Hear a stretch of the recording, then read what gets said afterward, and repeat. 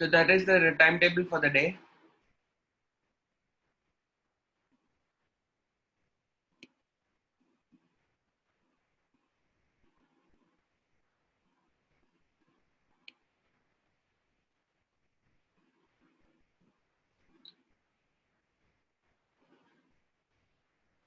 There will be a change. Okay, we are trying to freeze the timetable. So once a frozen timetable is given to you, we'll share it with you. Okay. So new batches are coming, and then like we are trying to change platforms for some classes. So like that, we are trying to freeze certain things. So daily you'll have all the 4 periods, but the order might be different as of now.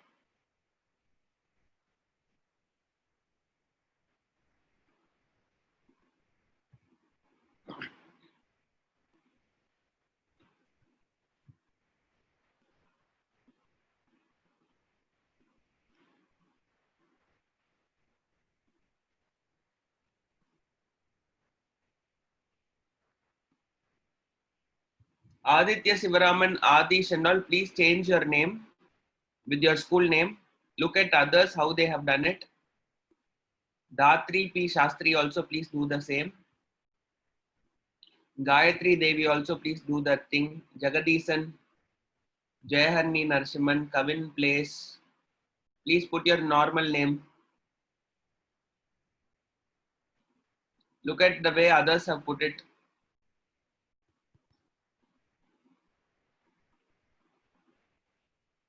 Nisarga, Nityashri, Puranik, Sanjay Krishna's put, okay. Shanmukh Kabiram, Siddharth, Tarun Vidushan. Please change your name. Kasturi.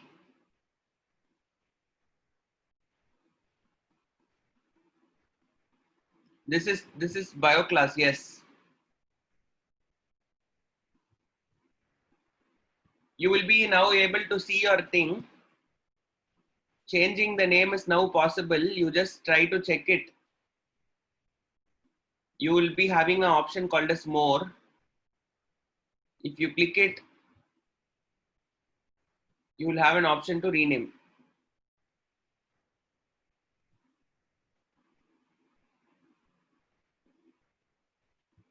Yeah, this is fine, Sanjay.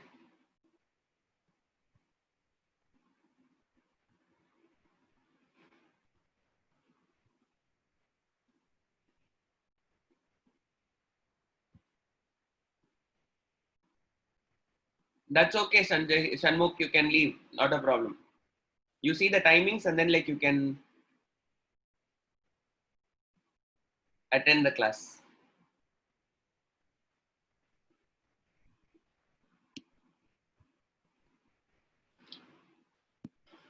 Okay, I think my regular crowd has come. So we can start now.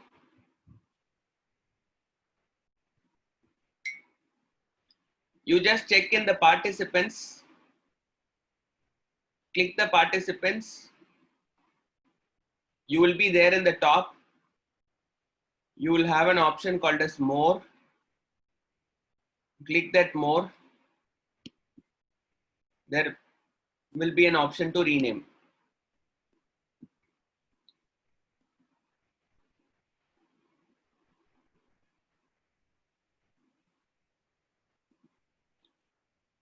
Okay, where are we? We have completed fungi.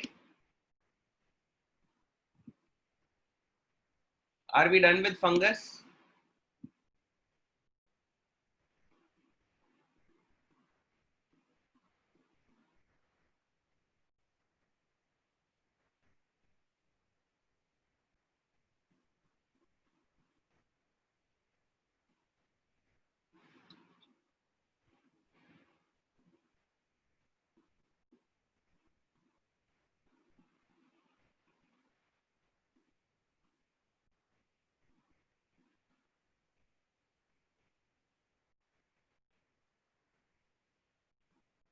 Okay, so if we are done with harmful effects of virus, harmful effects of fungus, we will start with lichen.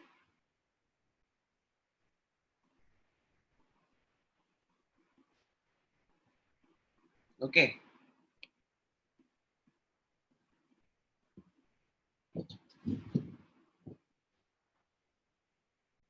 Just a few important information about lichens we need to study.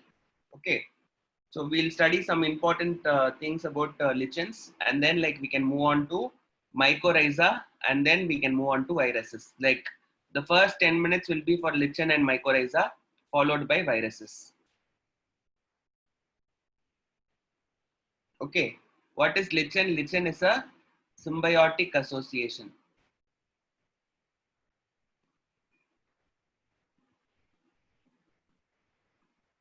between what and what?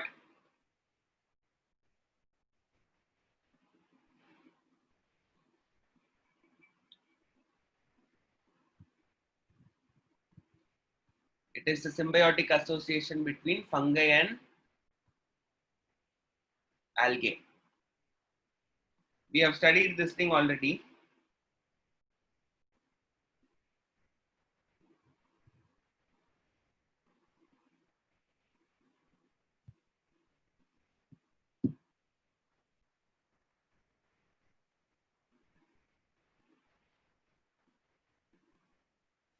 Okay.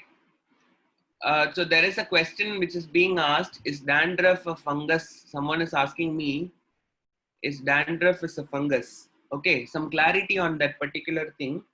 Dandruff itself is not a fungus. Okay, dandruff is just dry skin.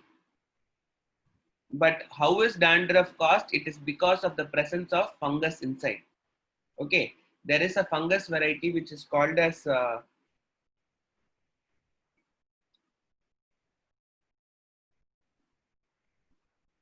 Malassezia globosa.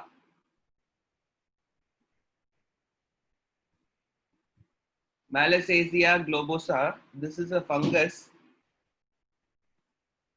This fungus will be present in the scalp, and it will try to make it dry, and then it will try to make the skin dry, and then it will try to send it down. Okay. So basically what will happen is this fungus will break down the oil in your scalp, and then it will try to send it out as dry skin. So when that is being done, you will get this thing. So dandruff, the one which is shedding, is not fungus, but fungus is present in the scalp and it is trying to make the skin dry. Are we understanding? So this is the name of the organism that causes dandruff. The one which is shedding is not fungus.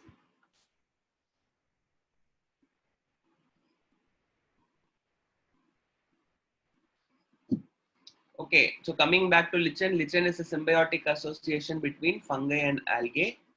The fungal part is called as, what is the fungal part is called as, and what is the algae part is called as? I think I have told you that thing.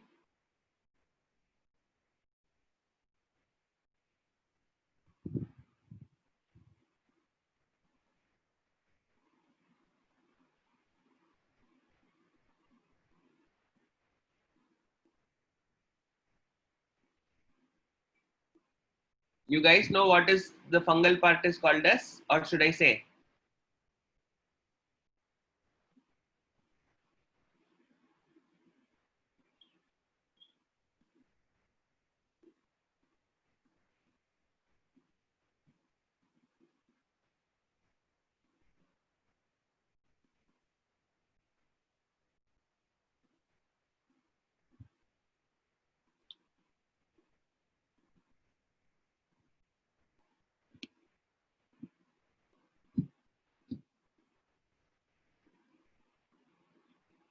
Okay, it is mycobiont and phycobiont. Please change it.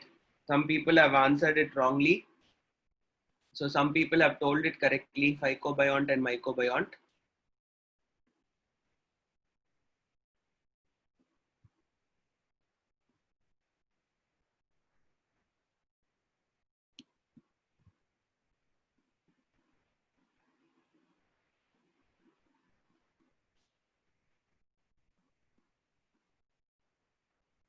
The word mycobiont will have M-O, M-Y. Please check the spelling. The word myces, it is coming from the word myces. And similarly, the algae, whenever you see the word phyco, the word phyco is associated with algae.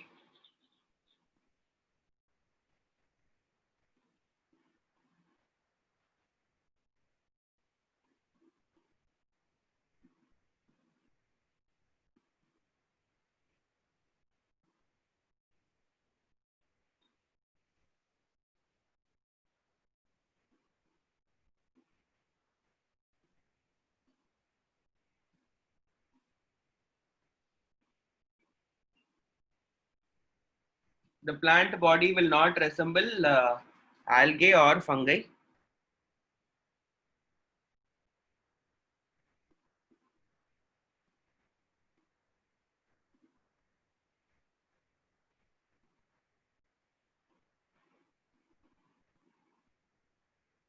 The fungus will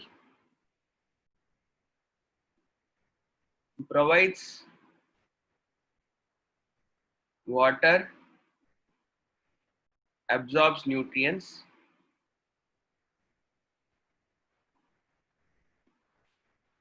and the algae will do photosynthesis.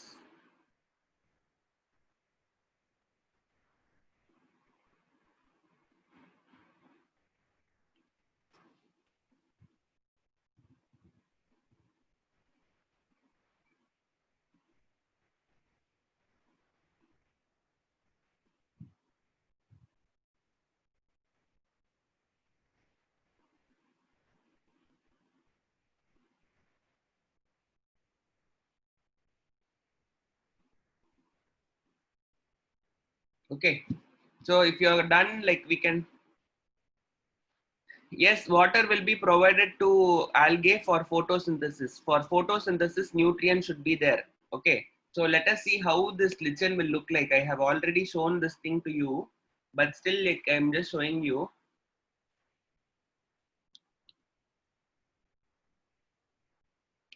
So you see, lichens will be like looking like this. Okay, this is how your lichen will look like. All these things are as examples of lichens.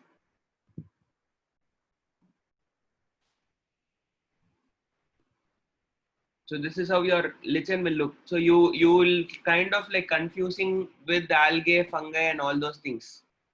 Okay. So what is this lichen is going to do is this lichen will have two parts. If you are looking at the detailed structure of it,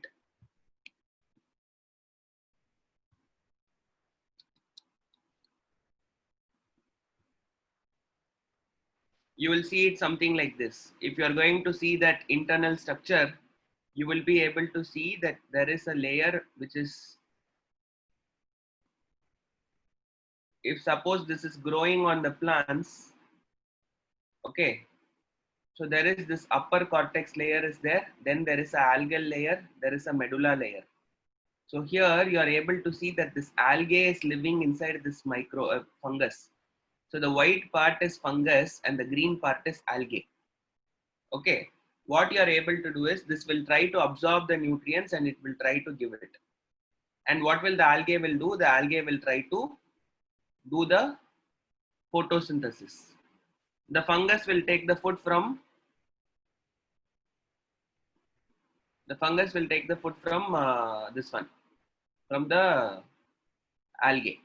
So if you see, this is how your lichen is organized.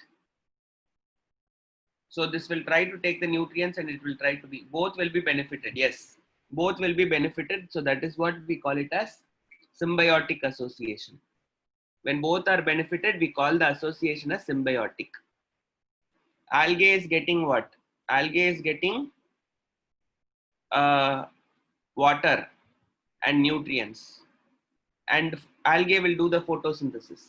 And in turn, what it gives to the fungus, after preparing food, it will try to provide food for the fungus. Okay, cortex and all is layers. Basically, you will try to study in anatomy about it. Now you don't worry about it. What is cortex and all, you'll understand it later. Now, as of now, you please understand that it is an association between fungus and algae.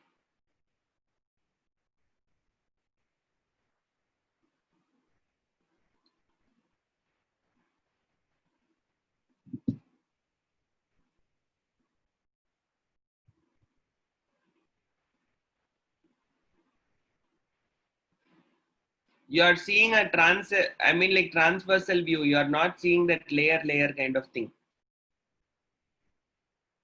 Okay, the view which is shown here is very different.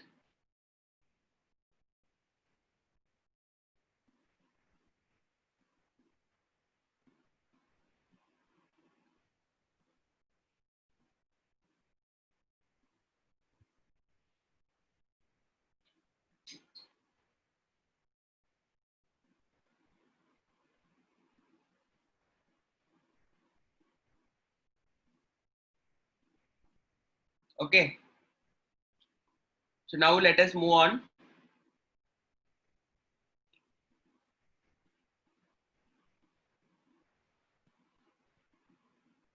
Lichens are sensitive to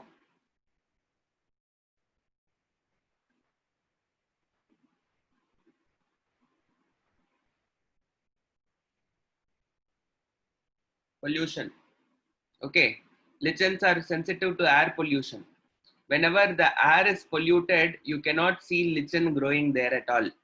Why? Because this air pollution will kill the lichens. Okay, even the slightest of the slightest pollution in the air will cause the death of this lichen. So they are good indicators of pollution.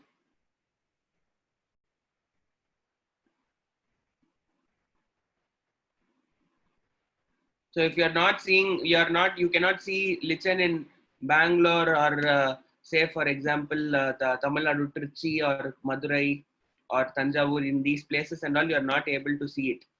Okay, it indicates whether there is an increase in the sulfur dioxide content. Whenever there is a sulfur dioxide or sulfur trioxide, the pollution caused by the sulfur particles, it will indicate it.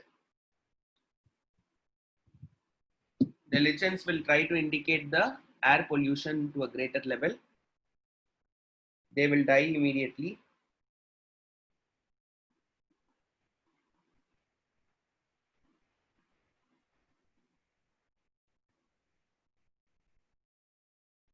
Okay, it can be seen in barren logs,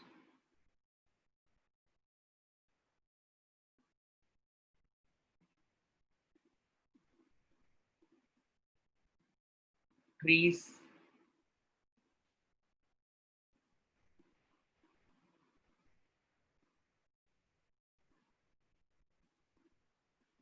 tundra soil,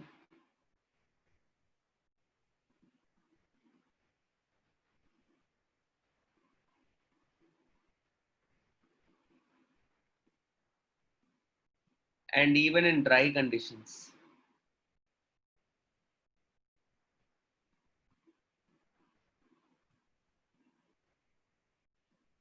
How it is possible? Because the fungus is helping the algae.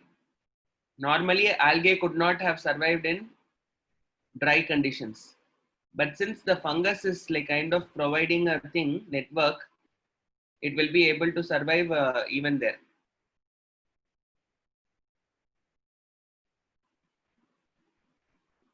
Okay, so what is the reproduction? How do they reproduce? You should know about the reproduction. They will reproduce by fragmentation.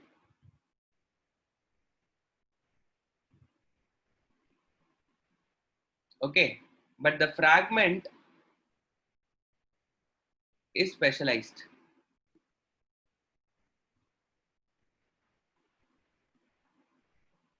The structure, that specialized structure is called as sorridia. We call that as sorridia. What is the sorridia? The sorridia will have a few algal cells and it will have a few fungal cells. So this is like kind of like a structure which will be formed. So the sorridia kind of structure will come out. So you will have some fungal cells. So let us say that this is the fungal cells. And then let us say that this is the algal cells. These two things together, they will try to be called as the sorridia. The sorridia will be break open and it will start fragmenting. Okay, from existing one lichen, it will try to fragment out, and wherever it is like kind of like fragmenting, it will try to grow into a new lichen.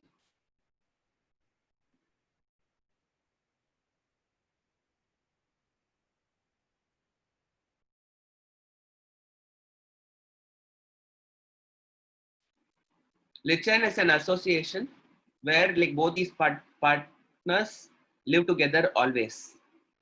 Are we understanding the reproduction?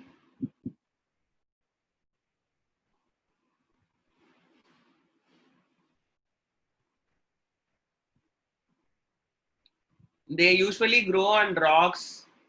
Okay. What is snow? Kanish, can you tell me what is snow? What is the question that you answered? They cannot live in water. They usually are living in terrestrial habitats on surfaces.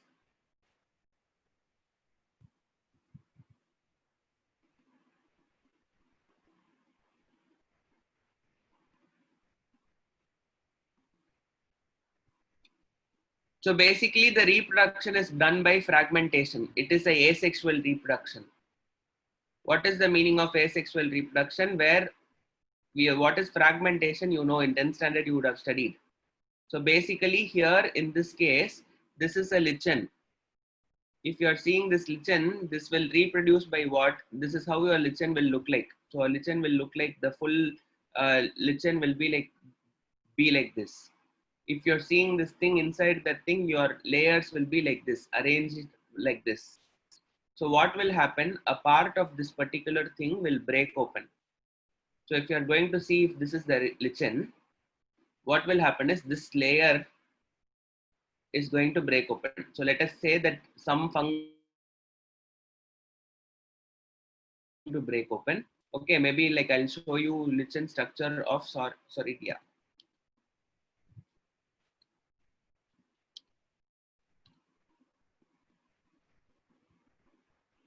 You see, so this is what is Soridia.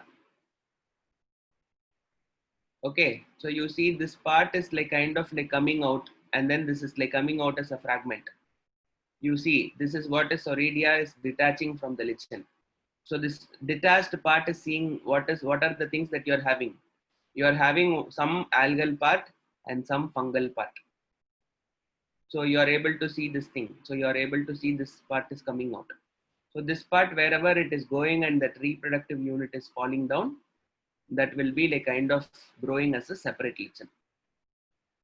Wherever it is going and landing, it will grow as a separate lichen. So this is what we call it as fragmentation.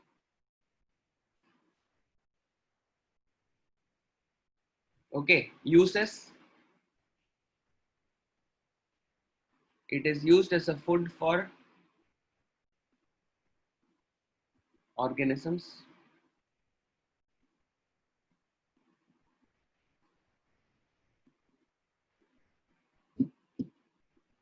Okay.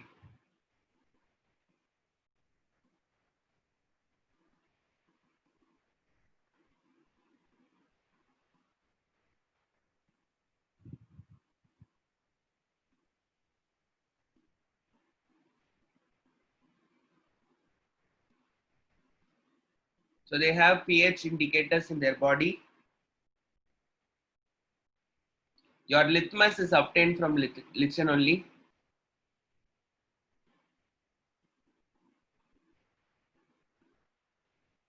Used as medicines and fragrances.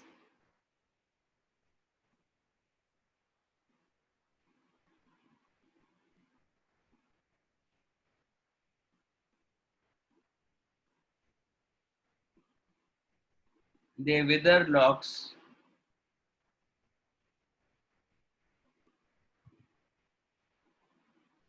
Help in soil formation.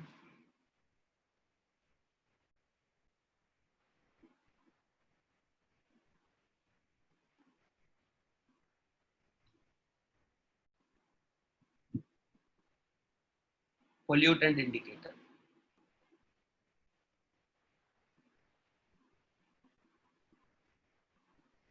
Okay. So basically, some organisms will use this as a food. You have this reindeer. Reindeer and all will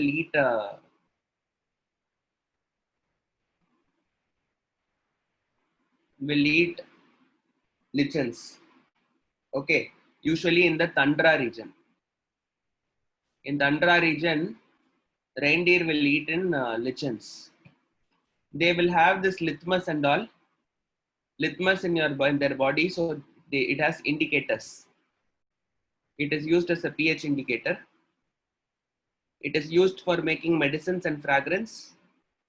They help in soil formation because like when they are growing on rocks, they will try to wither the rocks. Okay, it is also a pollutant indicator. So it will try to show you whether pollution is there or not. These are all lichens.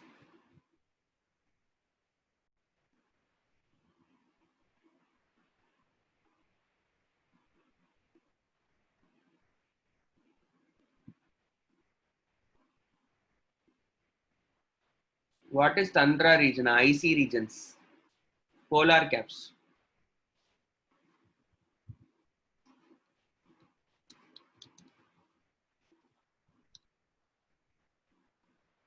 This kind of environment is called as tundra region. So this is a reindeer.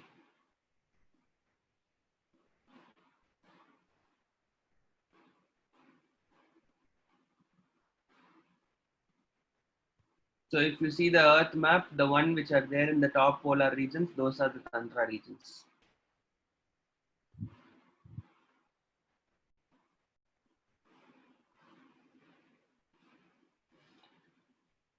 So now the next one is mycorrhizae.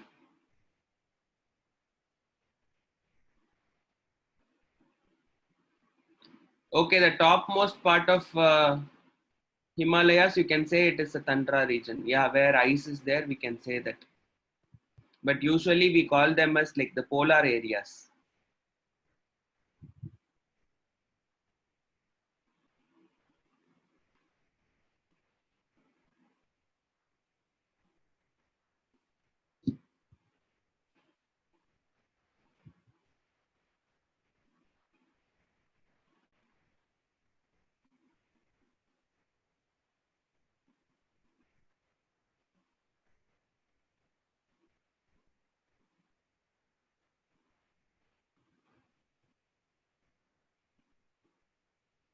When you have that symbiotic association between fungi and plants, we call that as a mycorrhiza. Symbiotic association between fungi and plants, especially the root part, is called as mycorrhiza.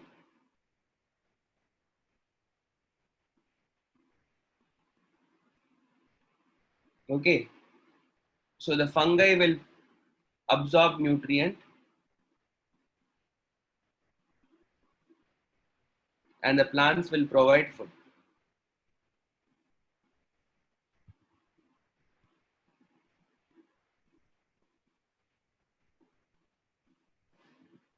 The fungi will try to absorb nutrients and it will provide it for the plant, and the plant will provide food. Okay, so there are two types of mycorrhiza.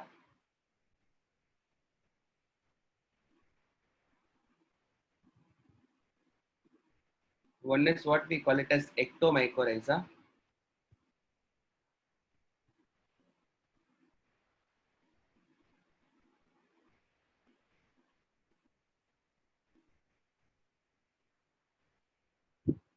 The other one is called as a endomycorrhiza.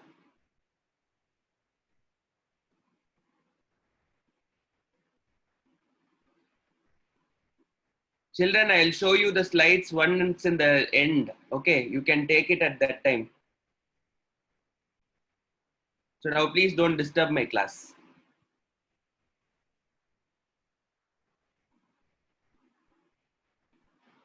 The word ectomycorrhiza means the plant is there this way, the root is there this way. The fungus is trying to grow on top of it. like this on top of it. If it is there, we call it as ecto. In endo, what is happening is you have the root structure.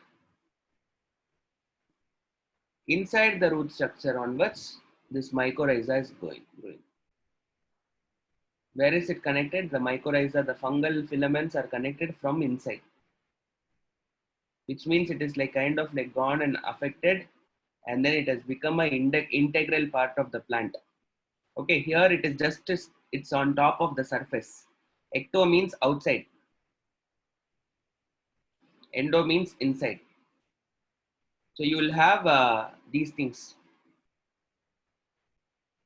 Basically, what is fungi is capable of doing? Fungi is capable of taking nutrients, but what it is not capable of, it is not capable of photosynthesis. Okay, so the food will be prepared only by, I mean, like, although it is not having chlorophyll, it cannot use sunlight and it cannot make its own food. But what it has the ability, it has the ability to absorb the nutrients. It has the ability to absorb water. It has the ability to absorb some kind of like mineral ions from the soil. But what it is not capable of, it is not capable of converting that water into food. Okay, so naturally what will happen is like these fungi should depend on plants. Fungi is just a saprophyte. Okay, so which means like it needs food from some source. And who is going to provide food? Plant is going to provide food. But plant is not able to absorb lots of nutrients. So the fungi is helping the plant to absorb nutrients.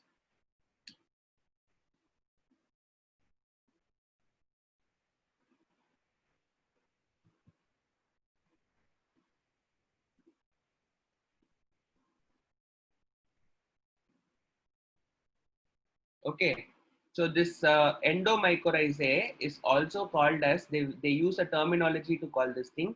We call this as VAM. What is this VAM? This VAM stands for vascular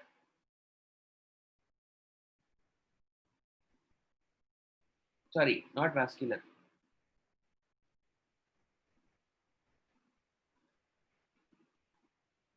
Vesicular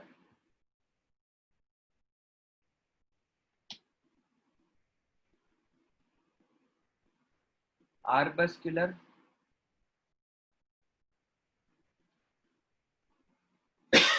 mycorrhiza.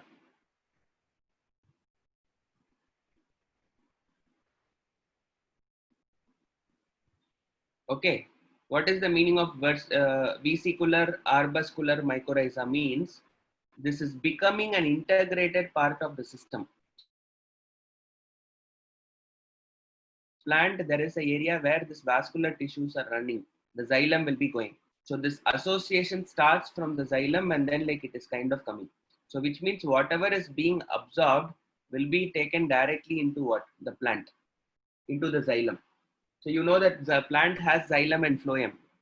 So it is connected directly with the xylem. So such an association is what we call it as endomycorrhizae. We also use this word VAM.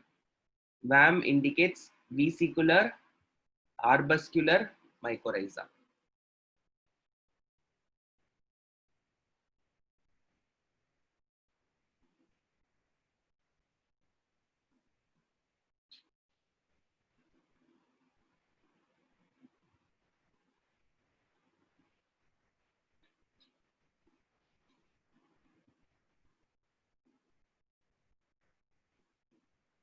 Okay.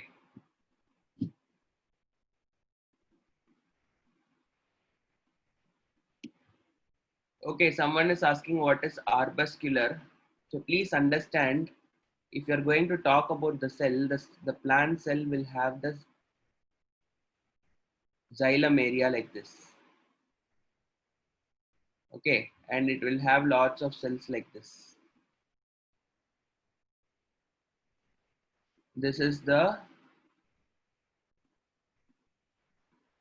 cortex region. And outside, the outside area is called as the epidermal layer.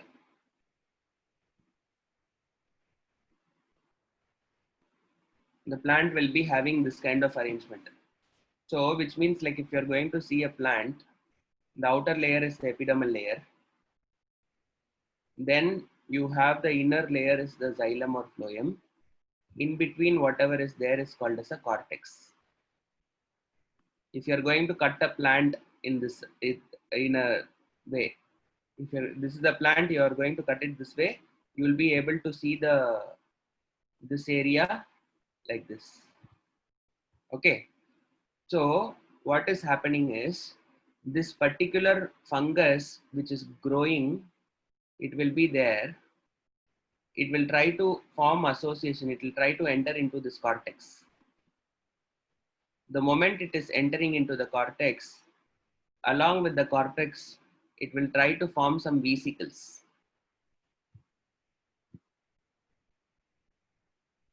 And it will branch out here.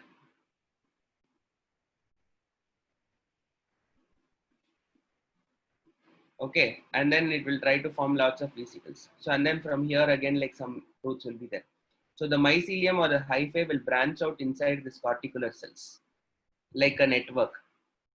Okay, this is what we call it as arbuscules.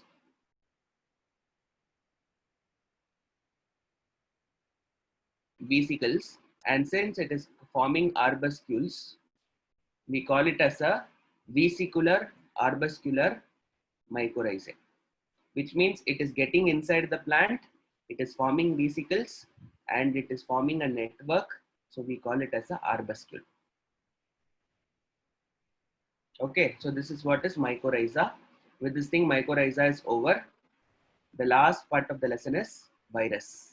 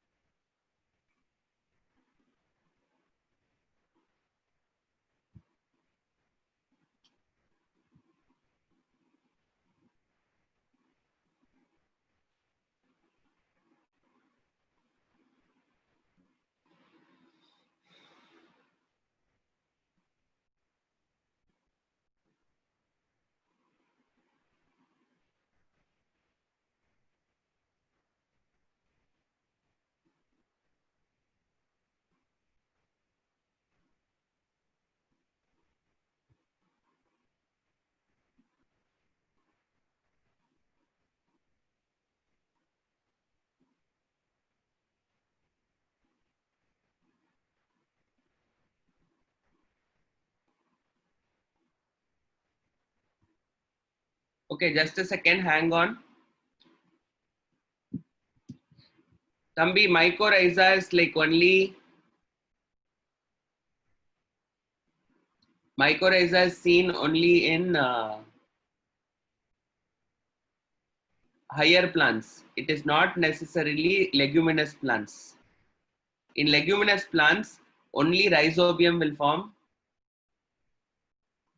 symbiotic relationship. Mycorrhiza can happen in any plant. Okay. So when we are talking about symbiotic relationship and leguminous plants, we are talking only about the bacteria rhizobium, which will fix nitrogen. Okay. In case of mycorrhiza, mycorrhiza can form association with any higher plant. Okay.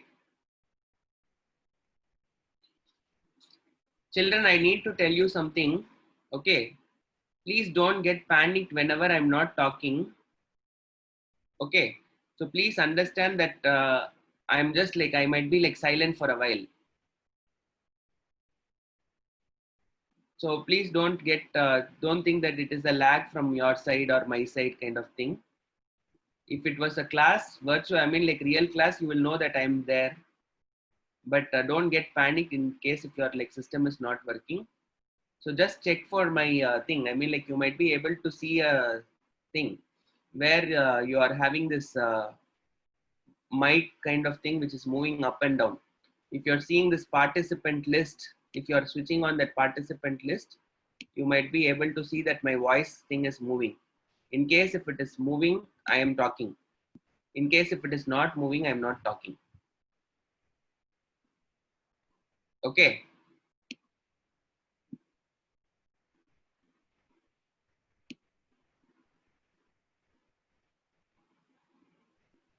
No. We don't call in plants phycobiont, mycobiont. We don't call them that way. The phycobiont or mycobiont is only for lichens, not for mycorrhiza.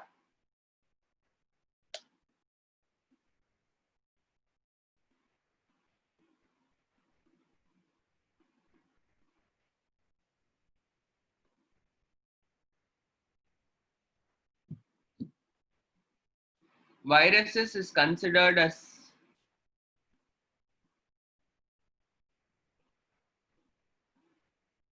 link living and non-living creatures.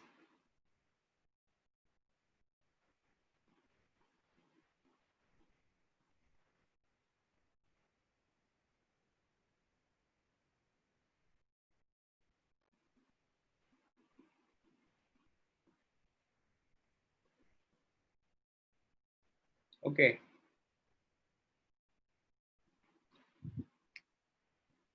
Why? Because viruses are considered to be living as well as non-living.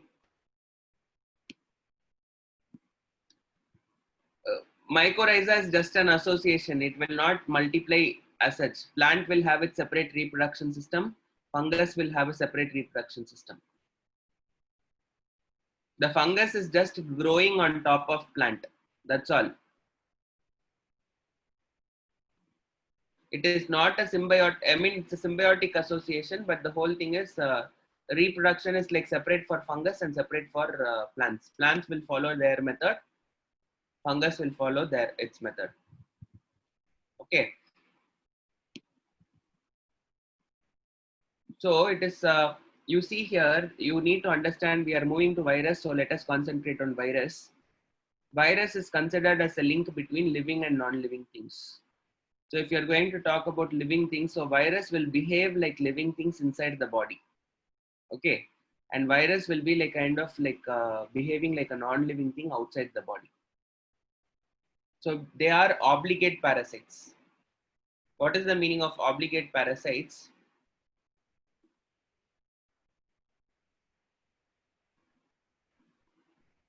They need a host to survive.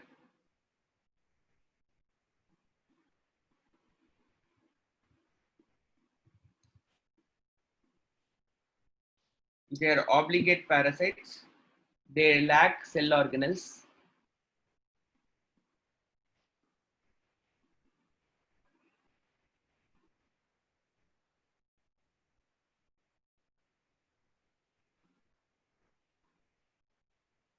Such as mitochondria,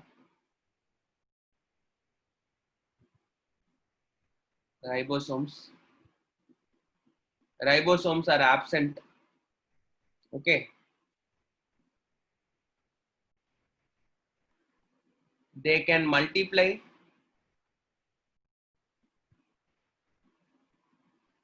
using host resources.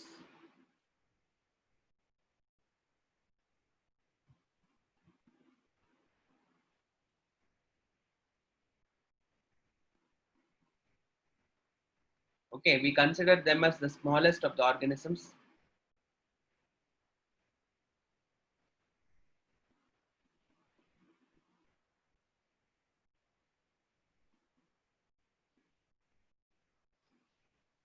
It is considered most primitive.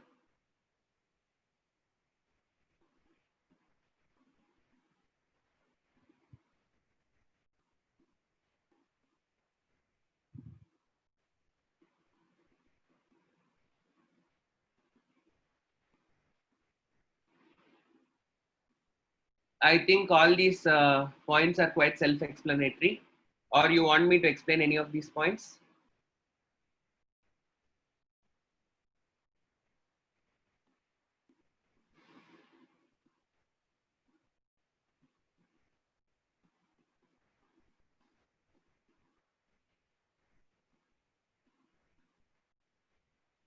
They are considered as most primitive because like they exhibit like very primitive structure. Okay, primitive na romba palangalathu. So it is like kind of there for like quite a long time. viruses are like considered like right from the beginning of the evolution, it has happened. Right from the organism's formation, they might have survived. So that is what we mean by thing.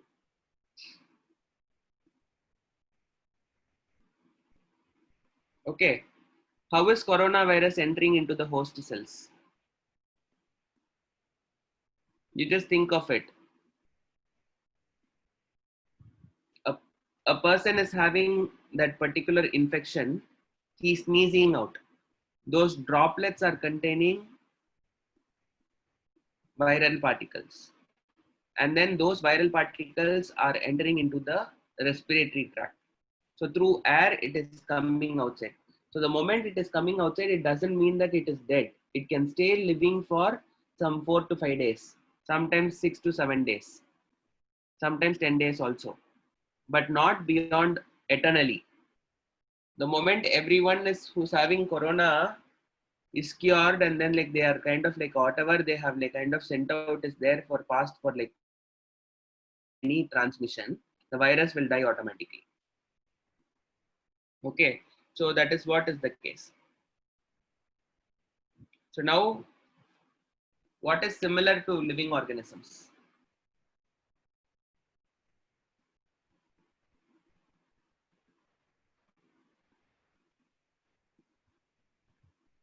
What is similar to non-living?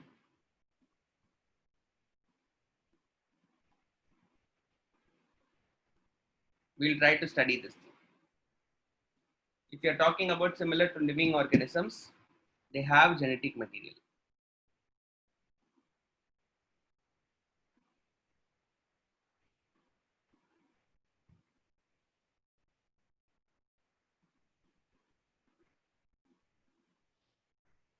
They can grow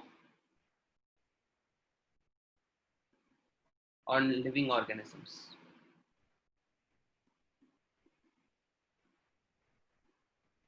Okay, can be transmitted.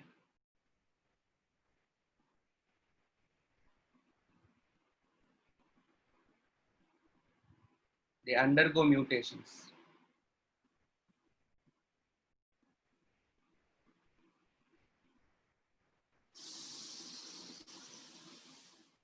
Capable of multiplying.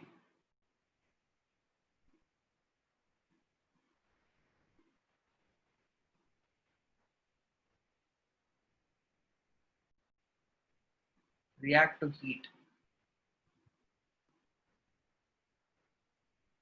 or chemicals.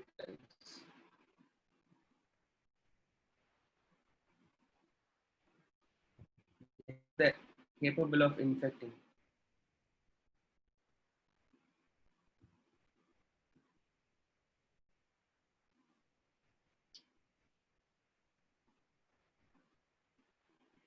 DNA or proteins similar to higher organisms.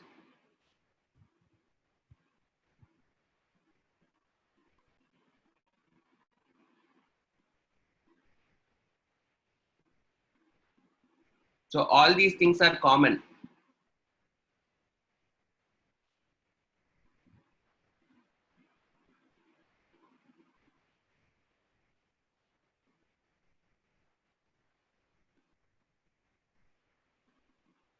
They can cause pandemic diseases. Yeah, indeed. Okay. So these are all properties of this thing. I mean, virus, which is like kind of like similar to living thing. They do not have cell organelles itself. They are prokaryotic. If you are just going to consider the nucleus part of it, because viruses will have just a DNA strand. That's it, covered by proteins. I'll tell you the structure of, show you the structure of viruses, then you will understand it better. So these are the properties similar to living things. What are the features like, what are the features of non-living things? The word RNA stands for ribonucleic acid.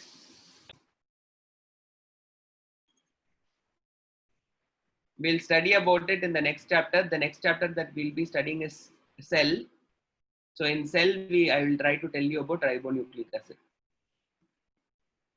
Yes, viruses have DNA and RNA. That is why we consider them as living organisms. So what is mutation? Someone is asking. Mutation is a change that is happening. Say for example, that I'm exposed to some kind of harmful radiations. Okay, my DNA will undergo some change. My DNA will undergo some change. So that some change which is happening in my DNA is called as mutation. What is the meaning of mutation? Changes in DNA.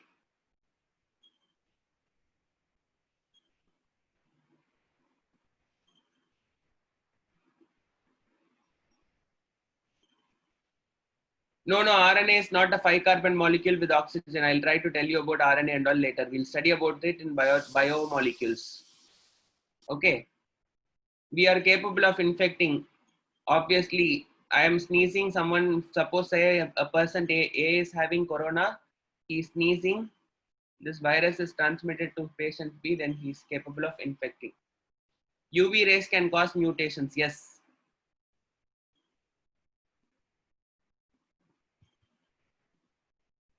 The virus in the human body only infects, but the virus is transmitted from person to person.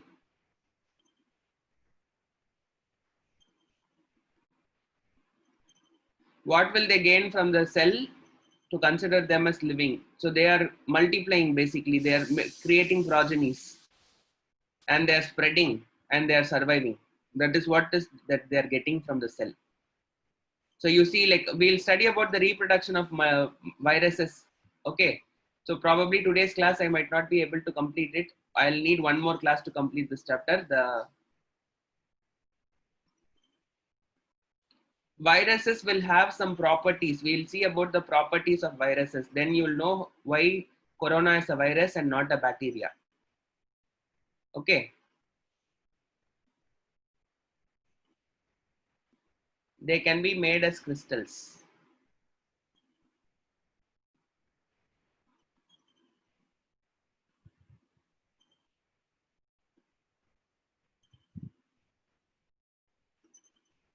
They are inert outside the body.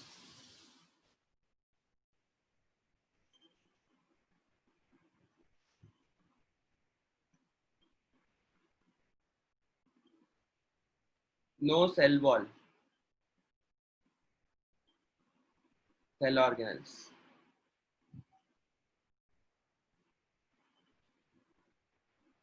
or cytoplasm.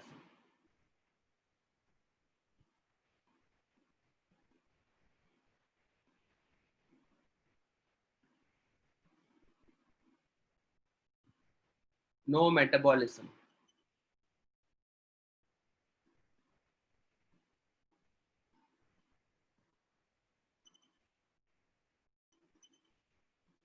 Do not have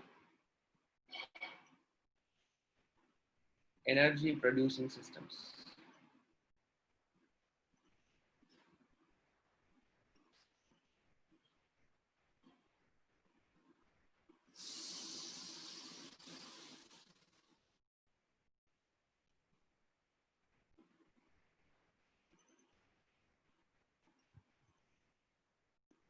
So it cannot survive on own.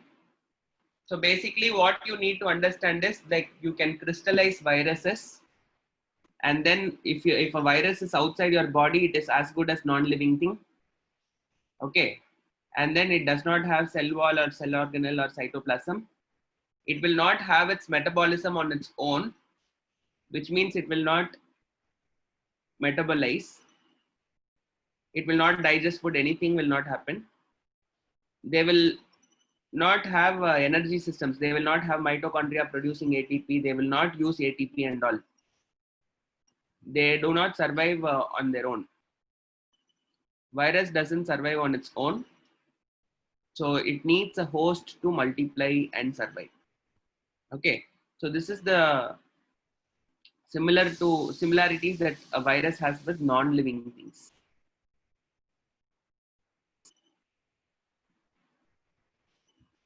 Okay. We'll just stop it here.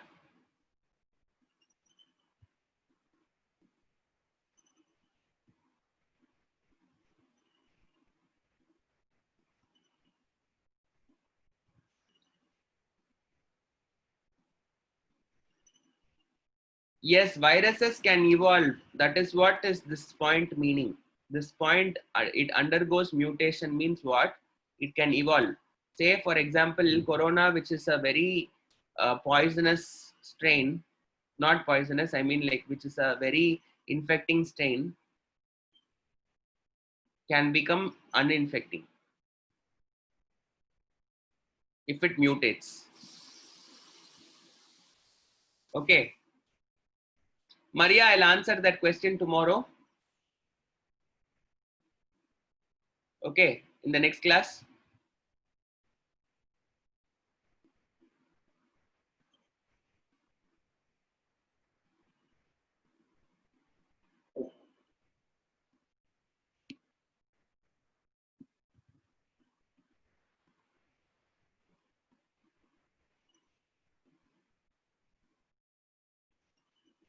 The next class is in 10 minutes, 10:50. Your next class will be there. In 10 minutes, your next class will be there. 10:50, your chemistry class will be there. And then followed by this afternoon class will be at 2:20. This class will be at 3:30.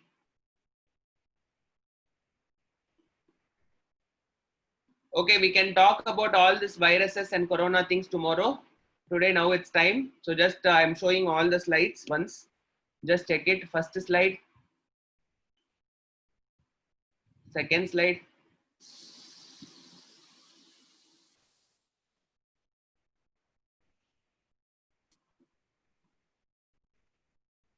third slide,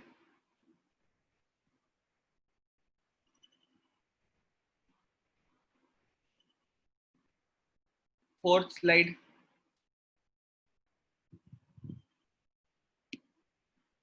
Tomorrow, no class. I mean like Monday. Fifth slide,